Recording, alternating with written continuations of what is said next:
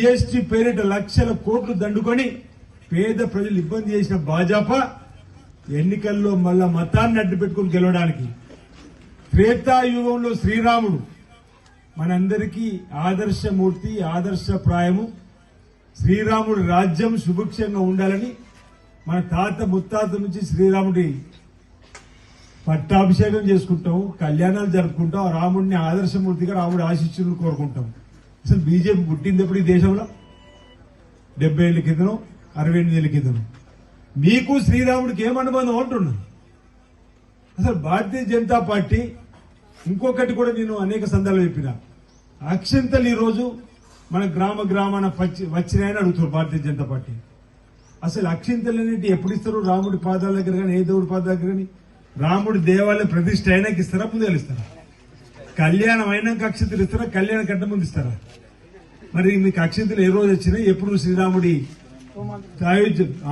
నెల ముందు అక్షింతలు పంపించి ఆ తర్వాత అయోధ్యలో శ్రీరాముడి దేవాలయ ప్రతిష్ట జరిగింది.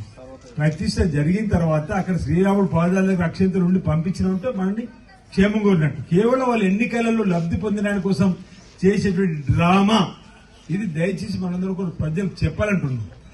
10 సంవత్సరాల భారతీయ జనతా పార్టీని పక్కన పెట్టుకుని ప్రజలకు పిలిపిస్తున్నాం. మరో మాట, ఆగస్టు 15 లోపల రైతు రుణమాఫీ చేస్తారని మన గౌరవ ముఖ్యమంత్రి రేవంత్ రెడ్డి గారు అన్నారు. హరీష్ గారు ఏమంటున్నారు? సిద్దిపేట ఎమ్మెల్యే గారు, మాజీ మంత్రి, సాధ్యం కానే కాదు, మీరు ఆగస్టు 15 లోపల రుణమాఫీ చేయలేరు, ఒకవేళ మీరు చేస్తే నేను ఎమ్మెల్యే పదవి రాజీనామా వేస్తా అంటున్నాడు. నేను ఈ అర్బన్ మండల చీరలవంచి వేదిక హరీష్ రావు గారికి చెప్తున్నా, నువ్వు రాజీనామా పత్రాన్ని సిద్ధం చేసుకో. ఆగస్టు 15 లోపల మా ముఖ్యమంత్రి రేవంత్ రెడ్డి ప్రభుత్వం రైతు రుణమాఫీ చేస్తుంది. మీ బీఆర్ఎస్ భవన్ కూడా హైదరాబాద్ లో తాళం వేసుకోవడానికి సిద్ధంగా ఉండమని చెప్తున్నాను.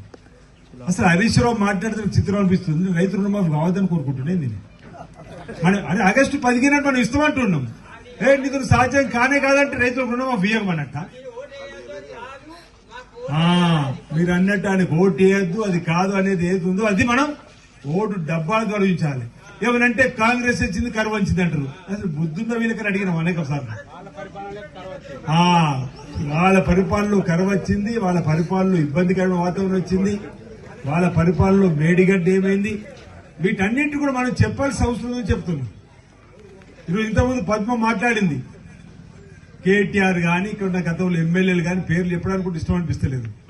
ఈ ప్రాంతాన్ని విస్మరించి ఈ వేములవాడ వెనుకబాటు కారణమై కరీంనగర్ లో అభివృద్ధి కాంట్రాక్ట్ చేసినటువంటి వీళ్ళొచ్చి మళ్లీ ఈ రోజు మాకు ఓటేమని అడుగుతున్నారు. అసలు నాన్ లోకల్ నాయకులు అంటున్నా. వినోద్ కుమార్ ఎక్కడైనా ఈరోజు ఆలోచన చేయాలి. ఇప్పుడొచ్చి మార్నింగ్ వాకులు, ఇప్పుడొచ్చి ఉదయం పూట ఛాయ్ అవుతూ బాగున్నావా అని. ఆనాడు ఏమైంది ఉంటున్నా, మా కష్టాలు ఉన్నటువంటి ప్రజలు ఆదుకోవడానికి ఎందుకు రాలేదు ఉంటున్నా. ఈరోజు కాంగ్రెస్ పార్టీ వచ్చిన తర్వాత ఆడవాళ్లకు ఆర్టీసీ బస్సులు ఉచిత ప్రయాణం చేస్తున్నాం. అందుకు కూడా కొట్టాలా కాంగ్రెస్ పార్టీని అడుగుతున్నాం.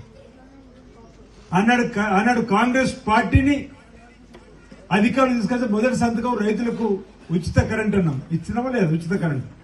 ఈ రోజు పేదలకు 200 యూనిట్లు కరెంటు కాల్చుకుంటూ ఉచితామన్నాం. ఇచ్చినామా లేదా? 500కే సిలిండర్ ఊహించారు ఎవరన్నా? 10 ఏళ్ల కింద ఉన్న ధర 500, ఈ రోజు మనం 500 ఇస్తున్నాం. 10 లక్షల ఆరోగ్యశ్రీ ఉచితమైనటువంటి కార్యక్రమం 3500 ప్రతి నియోజకవర్గానికి ఇచ్చాడు.